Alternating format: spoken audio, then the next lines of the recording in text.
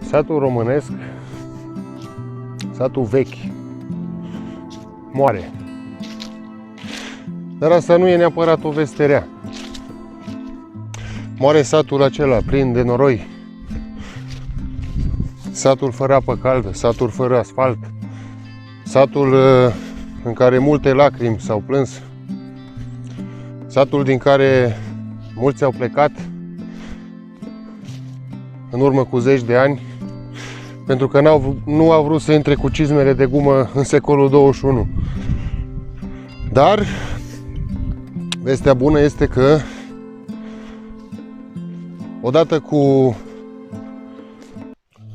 asfaltările, odată cu venirea internetului la țară, odată cu întoarcerea tinerilor care au văzut cum trăiesc alții și prin alte locuri și au adus acasă informații noi, se naște satul nou. Un sat nou în care oamenii își cunosc drepturile. Un sat nou în care țăranii sunt mândri că sunt țărani.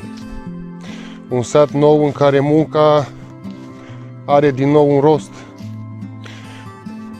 Un sat nou în care fondurile europene și alte tipuri de investiții vor veni pe clustere, adică oamenii vor colabora, deși vor face afaceri separate, vor fi legate unele de celelalte. În sensul că cineva își va deschide o pensiune și altcineva își va deschide o grădină cu animale de casă care să poată fi vizitate și cunoscute de către copiii care n-au văzut în viața lor o capră sau o roșie de solar sau de grădină, ci doar în magazin.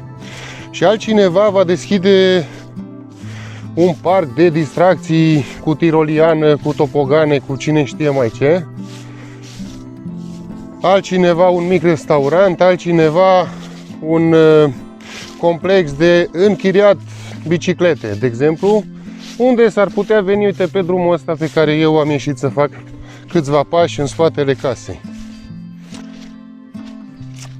Cel mai grozav și mai bine pentru viitorul nostru este să fim cât mai mulți pe o mână. De asta spun să vă conectați local, dar cel mai tare și cel mai tare este când toți suntem pe o mână.